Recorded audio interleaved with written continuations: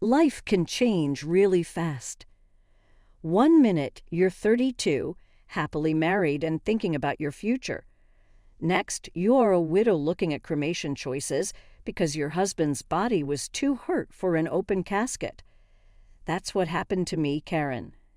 6 months ago, my husband James passed away in a car accident. It made me feel very sad, and I was having a hard time adjusting to this new situation. The first few weeks were filled with planning the funeral, making comforting phone calls, and not getting much sleep. If my parents hadn't helped with most of the funeral details, I don't know how I would have coped. Karen, dear, we've set everything up with the funeral home, Mom said, her voice softer than I had ever heard before. Just think about yourself for now. The support group for people who lost loved ones was very important to me. Every Tuesday evening, I would sit in a circle with others who felt the empty pain in my chest. Some days are tougher than others, I said in one session, my voice low. Sometimes I wake up and for a moment I forget he's not here. Maria, a member of our group who lost her husband 2 years ago, reached out and squeezed my hand. That's okay, dear, she said softly. The sadness comes in waves. As the months went by, I began to handle everyday things. James made sure I had everything I needed: our house in the suburbs, an apartment in the city, and a good amount of money in the bank. I could have left my job at the marketing firm, but just thinking about being alone in our empty house all day gave me the creeps. I changed to part-time work, doing just enough to keep my mind busy. I was really surprised by how my relationship with my parents changed. When I was growing up, I often felt like I was not as important as my younger sister, Sarah.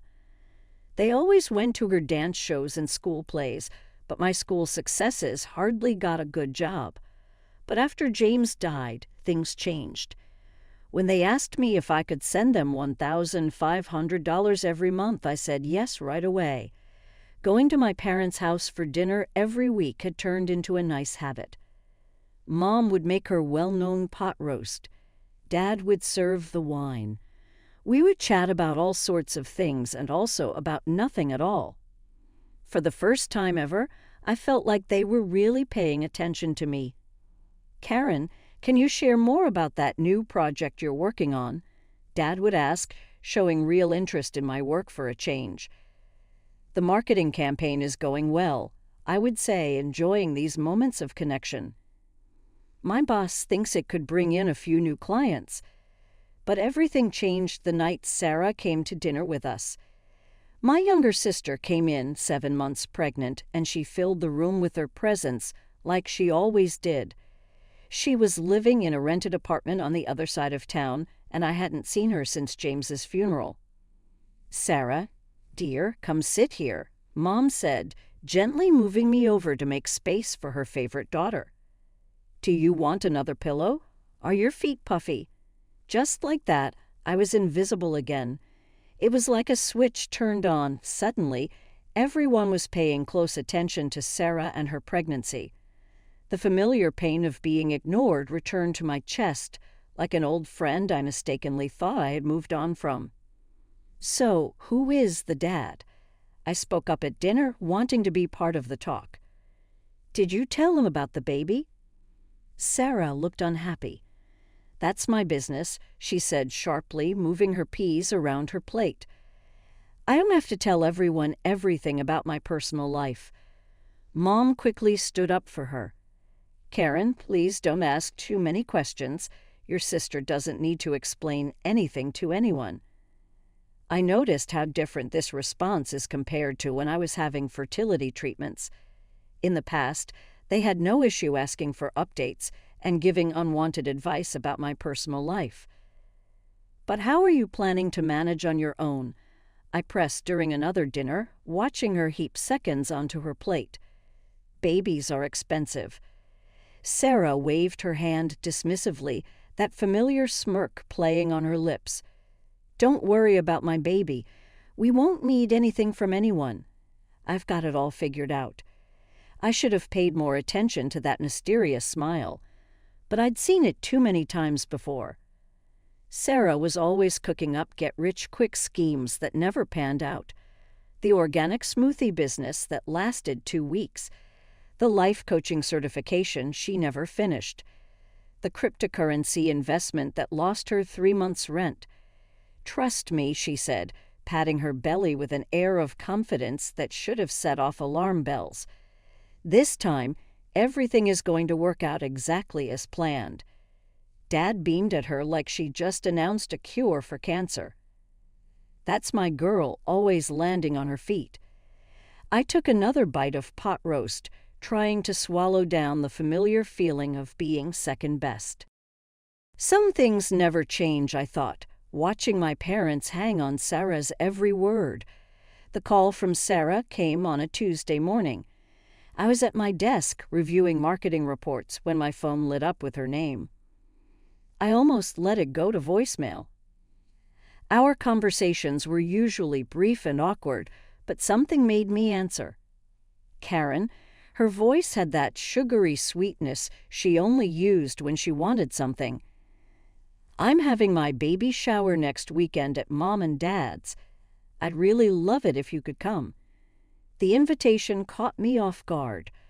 The last real conversation we'd had was at James's funeral, and even then she'd seemed distracted and uncomfortable. "Are you sure?" I asked, unable to hide my surprise. I could count on one hand the number of times Sarah had voluntarily included me in anything. "Of course," she laughed, the sound oddly forced. "You're my only sister. It wouldn't be right without you. Plus, I have something special planned." Something in her tone made my stomach clench, but I pushed the feeling aside. "I'll be there," I promised, already mentally listing possible gift ideas. Maybe this was her way of trying to bridge the gap between us. The following Saturday, I arrived at my parents' house carrying 2 carefully wrapped packages, a high-end baby monitor and a handmade blanket. Despite our differences, this was my future niece or nephew. The place looked like a pastel explosion had hit it. Pink and blue balloons were everywhere, streamers hung from every surface, and a towering diaper cake stood as the centerpiece. Trust Sarah to turn this into an event. She'd invited what looked like half the town. Aunt Margaret was there with her daughters. Mom's bridge club friends occupied the sofa. Sarah's old college roommates clustered around the punch bowl, giggling over some shared memory. "Time for games?" Sarah announced, wading through the crowd in a flowing maternity dress that probably cost more than my monthly rent. She was glowing, but there was something predatory in her smile that made me uneasy. Her eyes kept finding mine across the room, holding my gaze a beat too long. We played all the traditional baby shower games, measuring Sarah's belly with string, guessing the baby's birth date, and that horrible melted chocolate bar and diaper game. I won the belly measuring contest, which seemed to irritate Sarah more than it should have. Throughout it all, she kept shooting these strange looks my way, like she was waiting for something. After the gifts were opened, Sarah, cooing over each onesie and baby gadget with theatrical enthusiasm, she reached my presents. She held up the blanket, running her fingers over the intricate pattern. Then she clinked her glass for attention. The room fell silent, and my heart started racing for no reason I could name. The air felt suddenly thick, hard to breathe. "I want to thank everyone for coming today," she began, one hand resting on her swollen belly. "But there's something else I need to share. I think it's time everyone knew who the father of my baby is." My heart started pounding. Sarah's eyes locked onto mine, and in that moment I knew. I knew before the words left her mouth. But that didn't lessen the impact. "The father," she said, her voice ringing through the suddenly silent room, "is James Wilson, Karen's late husband." The world tilted sideways. Through the roaring in my ears, I could hear gasps and whispers from the guests. Aunt Margaret's hand flew to her mouth. Sarah's college friends huddled closer together, whispering frantically. But what hit me hardest was the lack of surprise on my parents' faces. They had known all along. Before I could process what was happening, Sarah was already speaking again, her voice dripping with satisfaction as she turned to face me directly. As James's baby is his only heir, I'm entitled to half of everything he left you. Karen, the house, the apartment, the money. My child deserves their father's inheritance. The room spun. I gripped the back of a chair to steady myself. But then Mom and Dad stepped forward, flanking Sarah like bodyguards. Karen, Dad said, using his stern business voice, you need to do the right thing here. Your nephew deserves his father's legacy. I found my voice, though it came out as a rasp. You're lying. All of you are lying. James would never. Oh no. Sarah's smile turned cruel as she pulled out her phone. Then how do you explain these? She held up the screen and my world collapsed all over again. There they were. James and Sarah, wrapped in each other's arms, kissing in what looked like a hotel room. Another photo showed them holding hands in a restaurant I didn't recognize. He loved me, Sarah declared, her voice carrying across the silent room. He was planning to leave you for me. We were going to tell everyone, but then... She choked, looking up, tears streaming down her face. Then the accident happened and all our plans. I couldn't breathe. I couldn't think. My body moved on autopilot, gathering my purse, pushing past the whispering guests, stumbling out to my car. I heard Mom calling after me, but I was already backing out of the driveway. The drive home was a blur. My mind kept replaying those photos, trying to make sense of them. The restaurant photos must have been taken during those business dinners he claimed to have. The hotel, probably during his frequent work trips. My phone started buzzing as soon as I walked through my front door. Sarah was sending messages. Dozens of them. Screenshots of conversations between her and James. I don't love her anymore. I haven't for a long time. We'll tell everyone after the divorce. You're the only one I want to be with. I can't wait to start our life together. Message after message appeared on my screen, each one a fresh knife in my heart. The timestamps showed conversations going back months. My husband and my sister, plotting their future while I underwent fertility treatments, believing I was the problem in our marriage.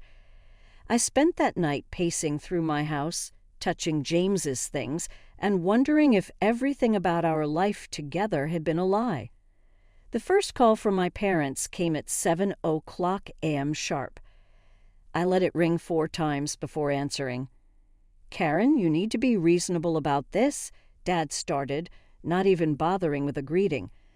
The sooner you agree to split the inheritance, the easier this will be for everyone. The casual arrogance in his voice made my blood boil. Easier for whom? I snapped. For Sarah? For you? For all of us, Mom chimed in. I was on speakerphone. You don't want this to get messy, dear. When? The word came out as barely more than a whisper. When did you know about them? There was a pause, the kind of hesitation that tells you everything you need to know before a word is spoken. We've known for a while, Mom finally admitted. James confided in us about 6 months before, well before the accident. The timeline hit me like a physical blow. 6 months. They'd known for 6 months and still let me cry on their shoulders at his funeral. Still accepted my money every month while knowing what he and Sarah had done. Traitors, I said, the word cold and final on my tongue. All of you. I hung up and blocked their numbers. My hands shook as I opened my banking app, but I didn't hesitate to cancel the monthly transfer to their account. Let them ask their precious Sarah for money. 2 weeks passed in a fog of missed calls and ignored text messages. Then came Sarah's email. She'd sue me if I didn't voluntarily give up half of everything. The word voluntarily had never looked so much like a curse. I couldn't bear to reply, couldn't bear to think about James's betrayal, about how many people must have known, must have seen them together, while I remained oblivious. The whispers at work became unbearable. Pitying looks from some colleagues, barely concealed smirks from others.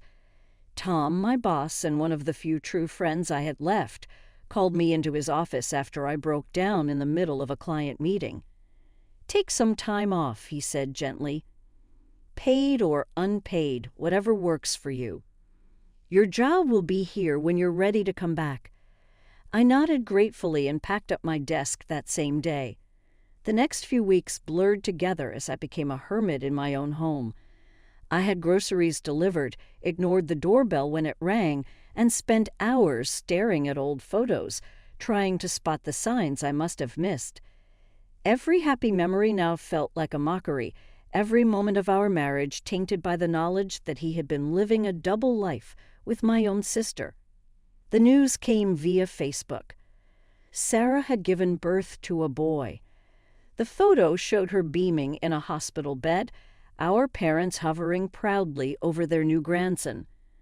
The baby was wrapped in the cream-colored blanket I had knitted for the shower, which felt like a deliberate jab. I closed the app before I could read the comments, but not before noticing she'd named him James Jr. A week later, the court summons arrived in a thick manila envelope. My hands trembled as I opened it, already knowing what I'd find inside. Sarah was suing for half of everything James had left me, claiming her son's right to his father's inheritance. The legal language was cold and precise, laying out her demands in stark black and white. She wanted the house, half the money, and partial ownership of the downtown apartment. I spent 3 days researching lawyers before settling on Richard Martinez, who came highly recommended for handling complex inheritance cases. "Miss Wilson," he said, shuffling through the papers on his desk, his expression carefully neutral. "I have to be honest with you. Your sister has compelling evidence of a long-term relationship with your late husband, text messages, photos, witness statements, including your own parents." He paused, adjusting his wire-rimmed glasses. In inheritance cases like this, proof of an intimate relationship combined with a biological child, well, the courts tend to be sympathetic. I was still processing this devastating news when my phone rang that evening. Unknown number. "Hello. Is this Karen Wilson?" A woman's voice, unfamiliar, but somehow striking a chord of recognition. Something in the cadence, the tone, made my heart skip. "I'm Elizabeth Parker, James's mother." The world tilted sideways. I gripped the kitchen counter for support. "That's impossible," I whispered. James was an orphan. He told me his parents died when he was young. He grew up in foster care.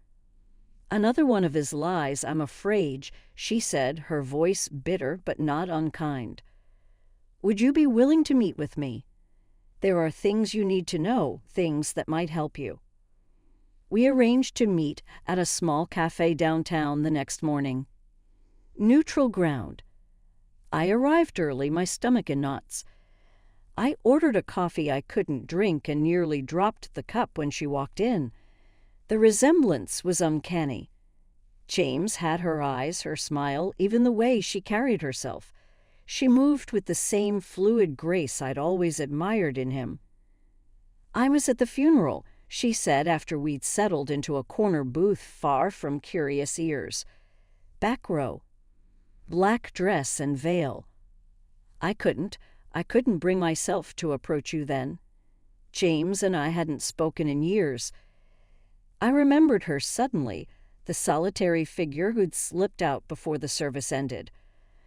I'd been too lost in my own grief to wonder who she was, but now the memory crystallized with perfect clarity.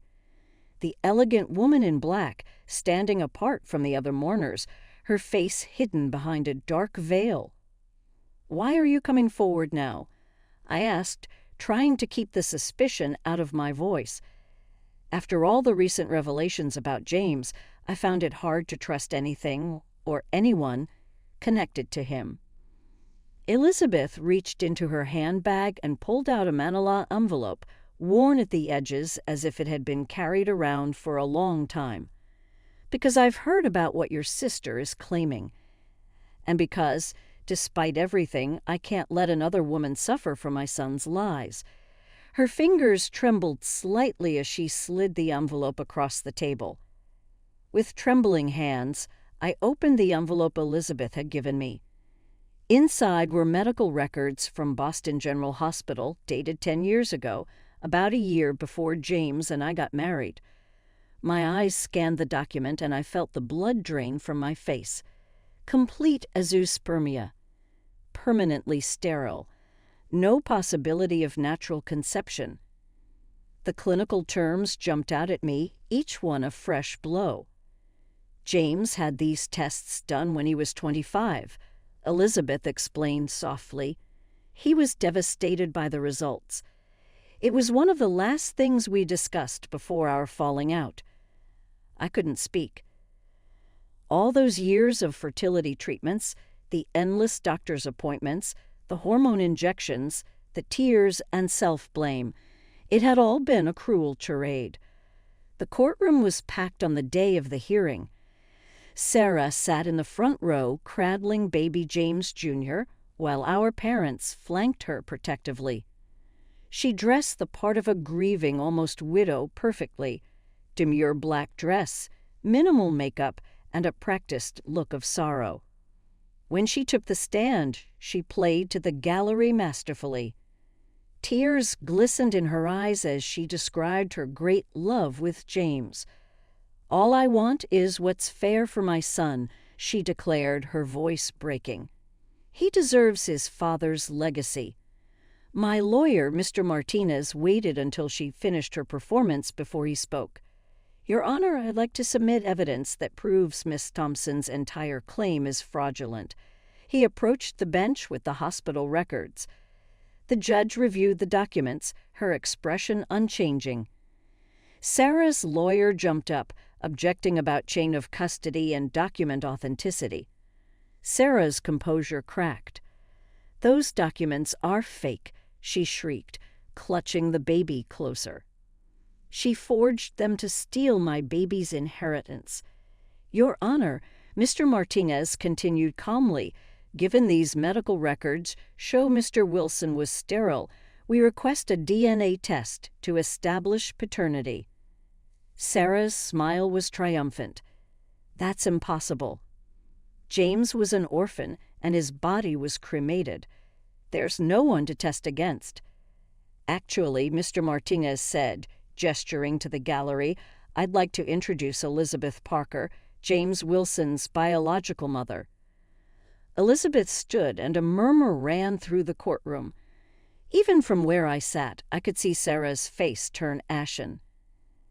"I'm willing to submit to a DNA test," Elizabeth announced clearly, "to determine if this child is my grandson." The judge nodded. "DNA testing is ordered. We'll reconvene when the results are available."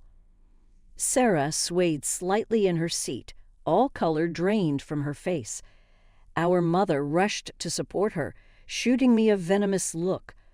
But for the first time since this nightmare began, I felt hope. The courtroom was silent as the judge opened the envelope containing the DNA test results. Sarah sat rigidly in her chair, the baby sleeping peacefully in her arms, unaware of the drama unfolding around him. "The results conclusively show," the judge announced, her voice clear and firm, "that there is no genetic relationship between the minor child and Mrs. Elizabeth Parker. Therefore, it can be concluded that James Wilson was not the father of this child." A collective gasp filled the room. Sarah's face crumpled as she began to sob, mascara running down her cheeks. "Miss Thompson," the judge's voice had turned stern, Would you care to explain why you perpetrated this fraud upon the court?" Sarah clutched the baby closer, her voice barely above a whisper. "I was seeing several men at the time. When James died and was cremated, I thought no one would ever know. He had money and I needed. So you attempted to defraud your own sister. The judge's disapproval was palpable. Used your parents as unwitting accomplices in this scheme. I just wanted security for my baby," Sarah whimpered, but her performance had lost its power. Even our parents looked stunned, finally realizing the extent of her deception. The judge's ruling was swift and unequivocal. This court finds in favor of the defendant, Karen Wilson. All claims to Wilson's estate by Sarah Thompson are dismissed with prejudice. Miss Thompson, you're fortunate that Mrs. Wilson hasn't pressed criminal charges for attempted fraud. Outside the courthouse, my parents approached me. Mom was crying, Dad looking older than I'd ever seen him. "Karen, sweetheart," Mom reached for my hand. "We had no idea Sarah was lying. We can make this right. We've been struggling since you stopped the monthly transfers." I held up my hand. "Don't. Just don't." I pulled out my phone, blocked their numbers right there, and walked away without looking back. Elizabeth was waiting by my car. "Are you okay?" she asked softly. I surprised myself by laughing. "You know what? I think I actually am. Or I will be." I took a deep breath. "I've been thinking, that apartment downtown that James left me, I never liked it much. Too many memories. But maybe you'd like it." Her eyes widened. "Karen, no. I couldn't possibly." "Please," I insisted. "You gave me back my life with those medical records. Let me give you something in return." When I handed her the keys a week later, she broke down crying. "I never thought I'd have a daughter," she whispered as she hugged me. "That was 3 months ago. My family still tries to reach me through mutual friends and distant relatives, but I've cut those ties too." Sarah sent a letter claiming she's changed, that she's sorry that she needs help with the baby. I threw it away unopened. Instead, I have weekly dinners with Elizabeth. We're getting to know each other, sharing stories about James, the good and the bad. She's helping me see that while he wasn't the man I thought he was, that doesn't invalidate all the happy moments we shared. Yesterday, I finally packed away James's remaining things. Elizabeth helped me donate some to charity and store others in the attic. As we worked, she told me stories about James as a little boy before the lies began. It helped, somehow, to know that version of him existed. I'm not ready to date yet, but I've started living again. I returned to work full-time, joined a hiking club, and am planning my first solo vacation. Sometimes, when I look in the mirror, I barely recognize the woman looking back at me. Life has a way of surprising you. I lost the family I was born into but gained a new one I never expected. It's not the life I planned, but maybe it's the life I was meant to have all along.